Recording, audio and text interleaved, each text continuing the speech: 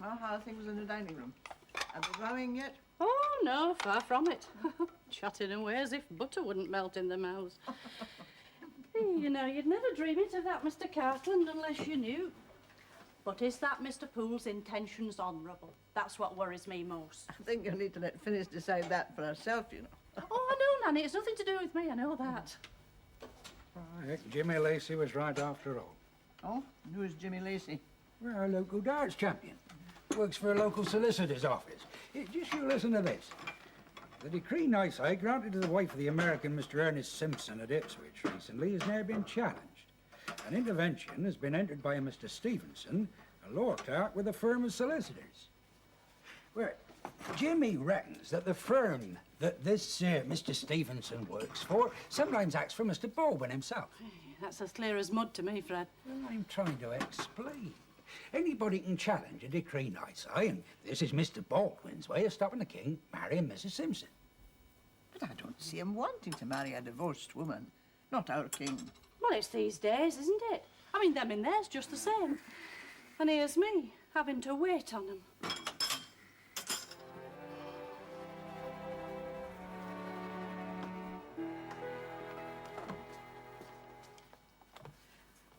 Would you like an aspirin? No, they're no good. It's not a normal headache. I just have to lie down till it goes. They do come on suddenly, don't they? 5 minutes ago, I was as right as rain. It's such a bore. Or would you like to lie down upstairs? No, this will do for the moment. Aspirin cure my headaches. A migraine isn't a headache. My doctor says there aren't any pills for migraines. What brings it on, do you think? Worry? I'm not worrying if you mean Geoffrey and me. Well, I imagine you accept that people are bound to disapprove, perhaps even cut you. That doesn't worry you? Not in the least. I've been a target for gossip all my life. What is it? Nothing. I agree, but it can hurt. We're going to be married, you know. Yes, so I gather. That will stop the tongues wagging. Those that don't, well, when I throw parties at Layford, I shall only invite my loyal friends, my real friends. Serve the gentleman first, would you, Mrs. Gates, please? Very good, Miss Phyllis. So you're going to live at Layford? Of course, where else? You do know, don't you, that Geoffrey isn't all that keen on the hunting set? That's where Rosemary's let him down so frightfully. She could have helped him become accepted. Given more parties, invited the right people, as one does in those circumstances. I fully intend to ride to hounds with Geoffrey as master. Really? You've planned that far ahead? Why not? Oh, leave it there, Mrs. Gates, please. Yes, Miss Phyllis.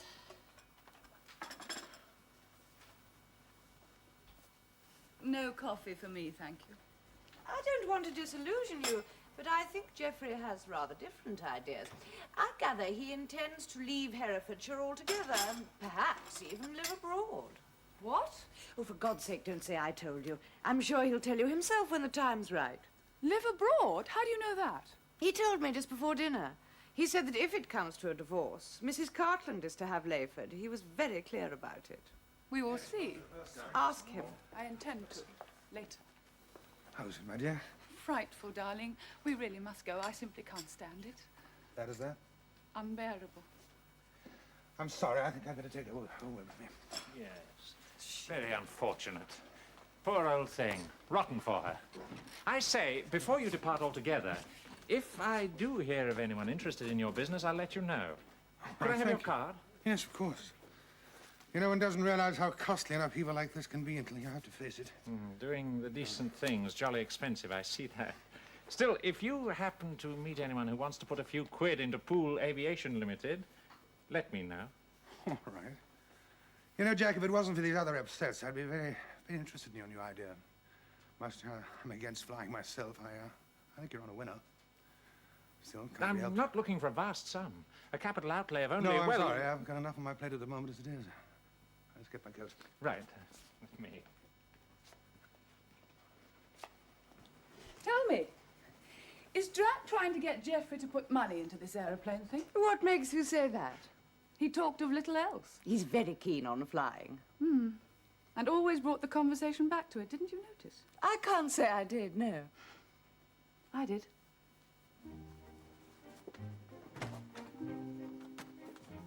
Of course, there is a way round it, you know. Around what? We could arrange a trip to de Havilland, just you and I, without breathing a word, so there'd be no question of your being chivied into leaving terra firma. I'm sure you'd find it interesting. We'll see, shall we? Now, we must keep in touch, Geoffrey. Thank you for a splendid evening. I'm sorry I had to end so soon. It couldn't be helped. I won't say it's all my fault. I didn't ask the wretched thing to come on. Perhaps you dine with Jack and me when you're next in London. Geoffrey has my card. Oh, has he? That would be nice, wouldn't it, Geoffrey? We'd like that, thank you. Goodbye. Good night. Good night. Good night. Good night. I could strangle that woman. Steady on, old thing. Wait till they're out of earshot. She's got him trussed up like a chicken. Blast her interference. Come on. Let's sit down and work out the state of play. Anyway, I told her. Told her what? Well, she's assuming that if they marry, they'll live over there. She sees herself as mistress of Layford, with Geoffrey as master of hounds. Not quite what he plans, eh? Well, that's what I told her. Let's hope it sparks off a god-awful row between them. Splits them up once and for all. Could work.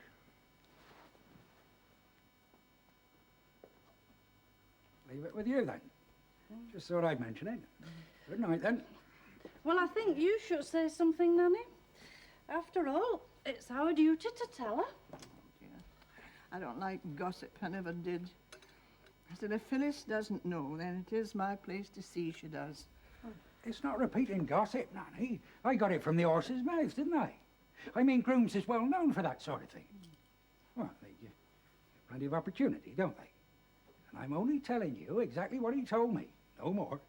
And I believe him. Ah, yes, I know. See you in the morning then, Nanny. Good night.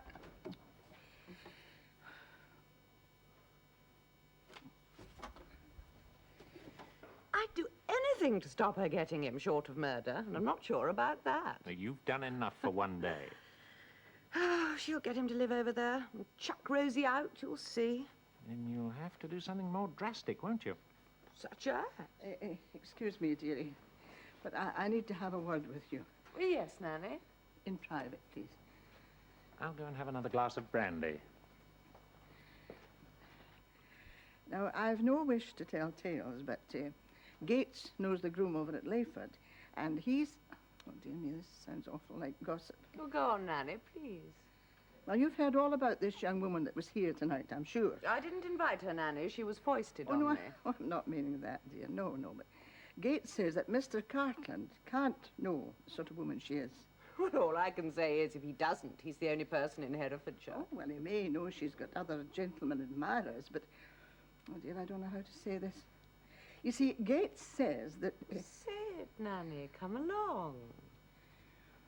Well, this groom over at Layford, he's been boasting to Gates that he's... Well, he's quite friendly himself with her. I understand exactly what you're saying, Nanny, and thank you very much. It's very considerate of you. Oh. Well, I'll say good night. Good night.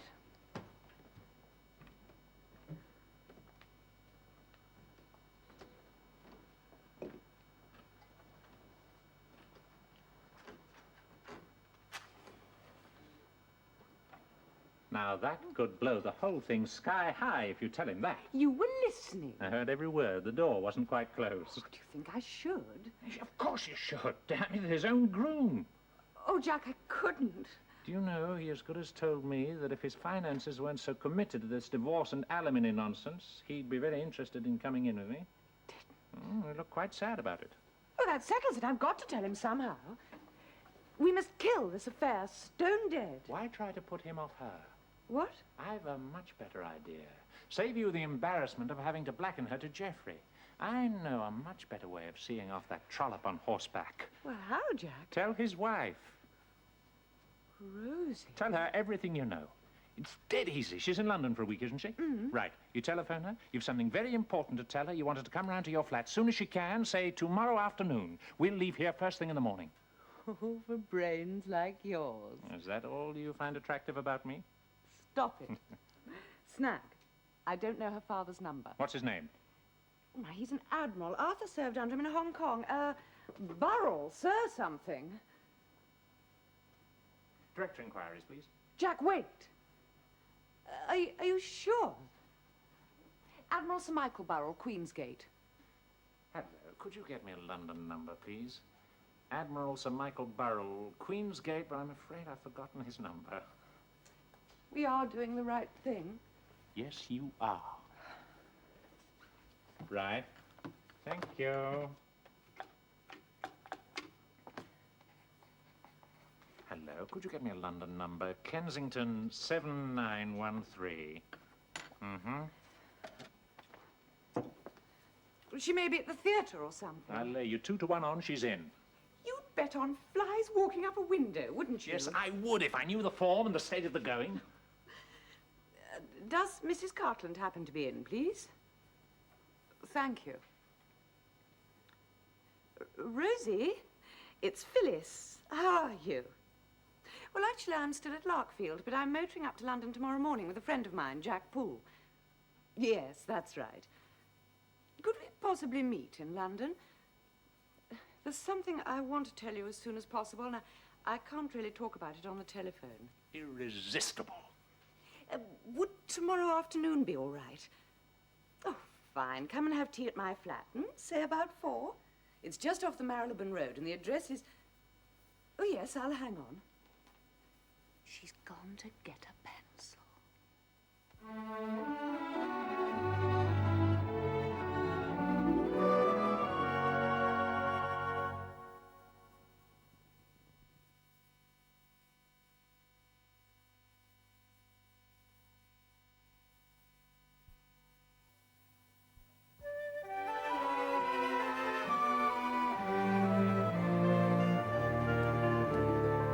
Penny, do try to relax. You'll bring on another headache. Oh, let's go, Geoffrey. I only suggested it as we were passing. If they'd have been here, we could have given them a simple apology. I want us to stay friends with the Bournes, that's all. I haven't agreed that we're going to live at Layford Park yet, you know. In case we do. Oh, good afternoon, Nanny. Thank you. Mrs. Gates. Good afternoon. I understand you want Miss Bourne's telephone number in London. If you don't mind, thank you. Mrs. Gates seemed unwilling to give it to us for some reason.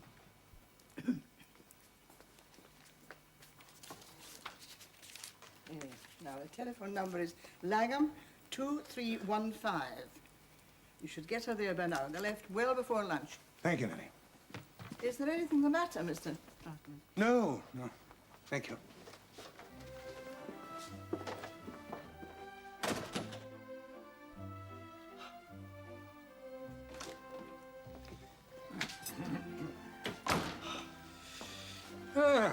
I hope Miss Phyllis said something to him after Nanny told her.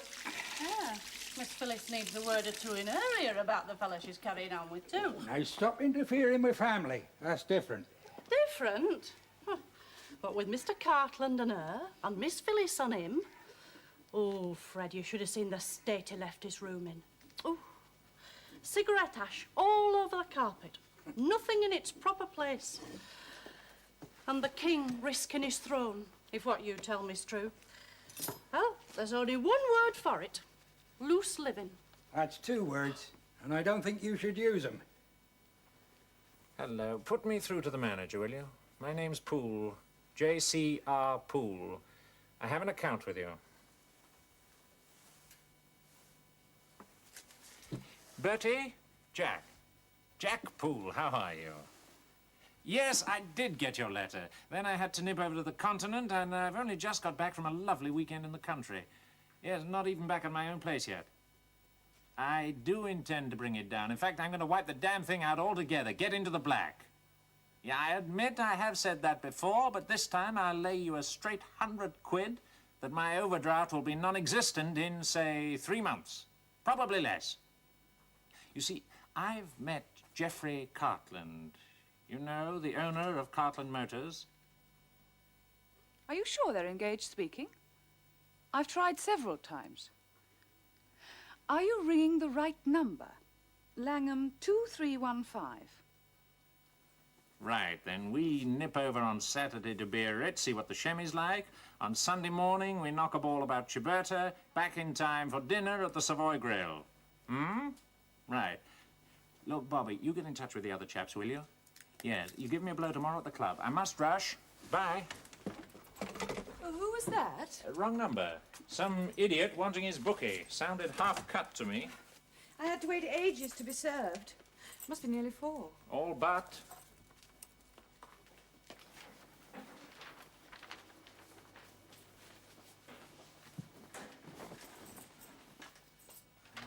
Newtown Ford for the Manchester November Handicap. You backed it? No, just fancy it. Jack, What is it, old thing? wouldn't it be better to set up this idea yourself? I mean, without anyone outside being involved. Could be.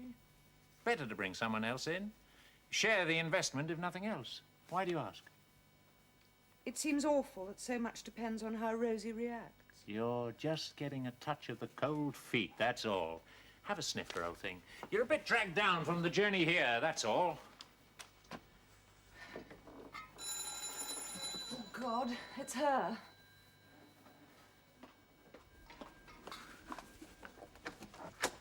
Hello, Rosie. Hello, Phyllis. I am grateful you rang. My father's been going on at me for 2 whole days. Do come through. May I introduce Jack Poole? How do you do? Hello, Mrs. Cartland. Oh, Rosie, please. Can I get you a drink? Whiskey and a little soda, thank you. A little soda. Right. Oh, dear, Rosie. Where do I begin? I've been working myself up to what I want to say to you. I'd rather come straight to the point and get it over with, if you don't mind. Well, I think I know what it's about. I expect you do. We saw Geoffrey last night. He came to dinner. So that I could meet him. Phyllis has told me how kind you've both been to the Bourne family. Geoffrey is marvellous at difficult times. Yes, I'm sure. If I decide to divorce him, he will give me grounds. My solicitor asked me that this morning. I told him that he would make it as easy as possible. Not thinking of divorce, are you? Seriously? Well, Go to court and the lawyers win, everybody else loses. Dirty linen in public, all that. my father made me seek legal advice. He doesn't like Geoffrey. He didn't approve of my marrying him. In fact, his opinion of him hasn't changed one iota. He keeps saying, get shot of him, as if he were an old warship to be scrapped. Well, Geoffrey has his faults. We all have, haven't we? For one thing, he can't resist a pretty face, you may have noticed. But this time it's different. It's gone on longer, too long. More apparent. As if he wanted me to find out. You do know she has quite a reputation locally. Your husband seems to think that he's the only man in the world in her eyes. It's a sort of confidence trick. She's set her cap at him, all right. You think she's serious and he isn't? Not quite. She is making him take it seriously. Well, in that case, there's not much point in talking about it. Perhaps if I do nothing at all. No. Well, that's not how we saw it, is it, Jack? Something needs to be done, I'd say. You see, when I rang to invite Geoffrey to dinner, he asked if he could bring a friend. I said delighted, of course. He arrived with her. It's not possible. He did. And when I got her alone, she openly admitted that... Well, she sees herself as not only the next Mrs. Cartland, but as the centre of the Horbury social circle, entertaining at Layford Park. She even said she'd see to it that Geoffrey became master of hounds when her uncle gave up. And you say Geoffrey goes along with all this? He is set on marrying her. Dear God. It's just infatuation, that's all. He'll get over it. He just needs someone to extricate him from her clutches. Geoffrey will never get hounds in a million years, and he knows it. Times are changing, Rosie. It may be possible, it may not. The point is that she is capable of lulling him into believing it possible. Shall I get it? It's sure to be for me. Excuse me.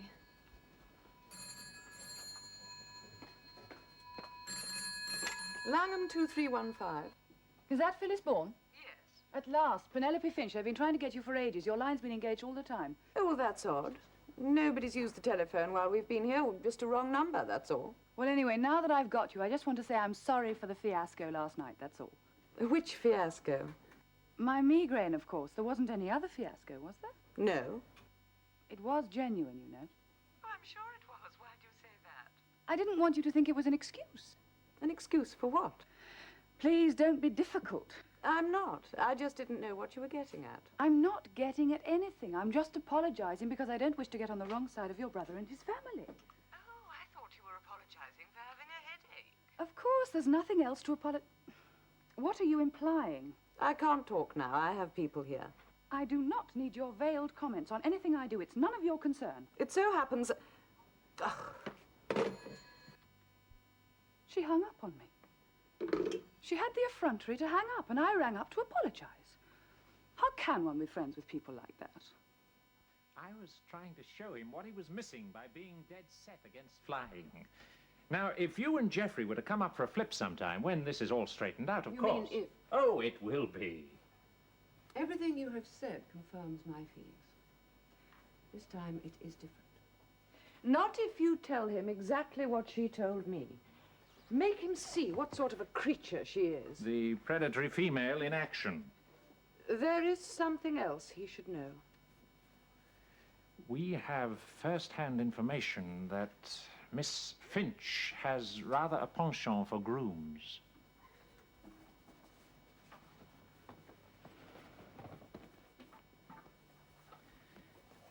We don't want to see Geoffrey destroyed in the county. That's why I wanted to talk to you, Rosie. Thank you. You will speak to him, won't you? Don't do anything hasty, please. That's exactly what Arthur said to me when I went to him for advice before I came up to London to see my father. Poor Arthur, with everything he's gone through. He's so understanding. He seems very alone now.